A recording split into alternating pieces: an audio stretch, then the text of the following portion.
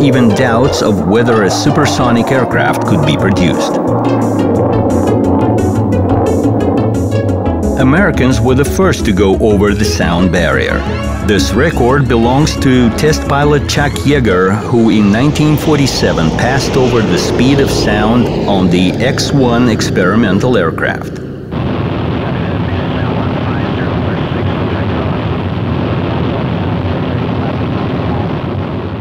In the USSR, tests in this direction started before the Korean War. To go over the sound barrier, the Aerodynamic Institute scientists, based on calculations and experiments, suggested to use a wing with a low-thickness chord ratio and a sweep of 45 degrees and more. The first Soviet aircraft to reach the speed of sound was Lavochkin Aircraft 176. In 1948, Oleg Sokolovsky accelerated this aircraft to a speed of 1105 kilometers per hour, which was slightly over the speed of sound, or as aerodynamics say, was slightly over Mach 1. In those years, the aviation science and aerodynamics, in the first place, were on an uprise. The new solutions proposed by scientists were tested on the more and more new experimental aircraft. In 1952, Georgy Sidov put into the air a new SM-2 fighter of the Mikoyan Design Bureau. The aircraft was meant as supersonic, however, the insufficient thrust did not allow it to overcome right away the sound barrier in the horizontal flight. This became possible only with the installation of the new RD-9B engines with the afterburner. The maximum speed reached 1,450 kilometers per hour, which was by 100 kilometers per hour more than on the first American supersonic fighter F-100 Super Sabre. In 1955, the fighter was put in production under the identification of MiG-19. Transition to supersonic speed required new constructional solutions. Traditional elevator was no more efficient at supersonic speed, so MiG-19 was equipped with an all-moving tailplane. The fighter became more maneuverable and easier to control. With such an update, it was renamed into MiG-19S. The task of creating a high-speed maneuverable aircraft capable of combating at short range from the aerodrome was resolved. But for the fighters of the 50s, more important was another task: to cover bombers on their way to the target and back. Bombers carrying nuclear weapons represented an important argument in the world politics. But in terms of range, fighters were way more inferior than bombers.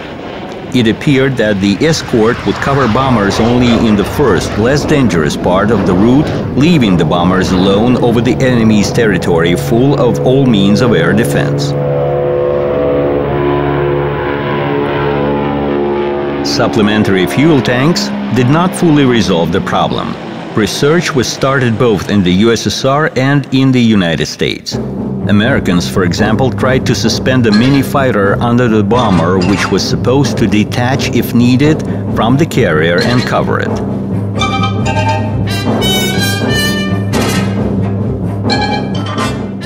The Yakovlev Design Bureau suggested a fighter with a switched-off engine to be towed by the bomber.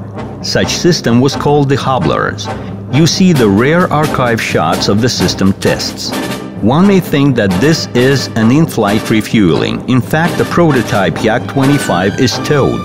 In the event of an enemy's attack, the pilot would switch on the fighter's engine, detach, and enter into combat. Thereafter, it would hook up back to the bomber and fly on. Most of the projects of this kind on both sides of the Cold War front, due to various reasons, did not find continuation. However, the search for the solution went on. In 1953, the Flight Research Institute conducted the in-flight refueling tests. The MiG-15 BIS fighter was performing a hookup to the hose probe of the tanker. The tanker was a refurbished Tu-4 bomber. There were also tests with the MiG-19 in-flight wing-to-wing refueling. All such tests at that time did not go beyond an experiment. However, many years thereafter, the fighter's in-flight refueling became a norm. Another direction of the fighter's development was the creation of an aircraft requiring a short takeoff strip or even no aerodrome at all. The explanation was simple. Dimensions, speed, and takeoff weight were growing. Airfields were becoming wider and longer accordingly, thus becoming a more and more vulnerable target for the potential enemy. An ejection takeoff appeared as an alternative. An aerodrome is a costly construction and they cannot be built everywhere in the country, while the system allowing to live without them seemed to have many advantages. Just imagine a fighter ejecting from a forest like a genie from a bottle, attacking the astonished enemy.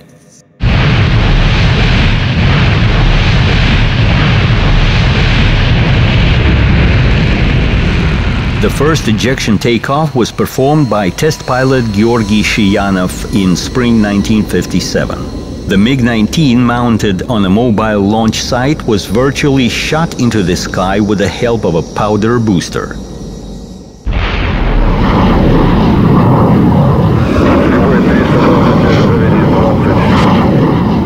After the test, the system was shown to Defense Minister Zhukov, but the Marshal replied skeptically, "Now you only need to create a system of landing without the aerodrome." It appeared that after the mission the fighter would have nowhere to go. If in the wartime it was possible to lose the aircraft, in the time of peace such system appeared to be too costly. The project was closed. Americans also conducted similar works and found them non-prospective.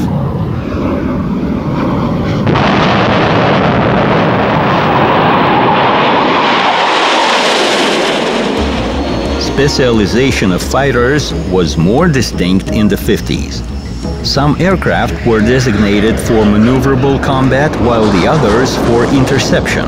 The interceptor's task is to destroy the target in any weather, any time of the day, and at any range of speed and altitude. This task was becoming more and more actual. Since the end of the 40s and throughout the entire 50s, foreign reconnaissance aircraft simply crowded along the USSR border, sometimes entering the airspace of this country.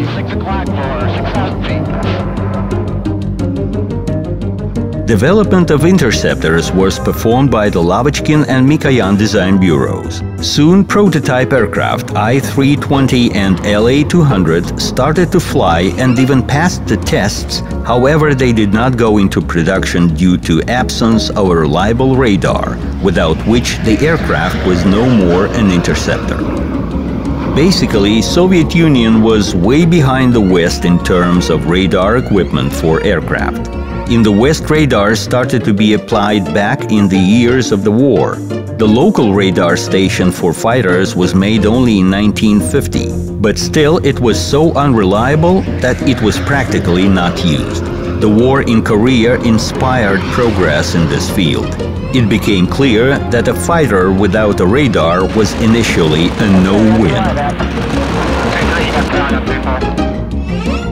Izumrud became the first Soviet successful radar. It was installed on the MiG air defense interceptors. It was capable of locating bombers at a range of 11 kilometers.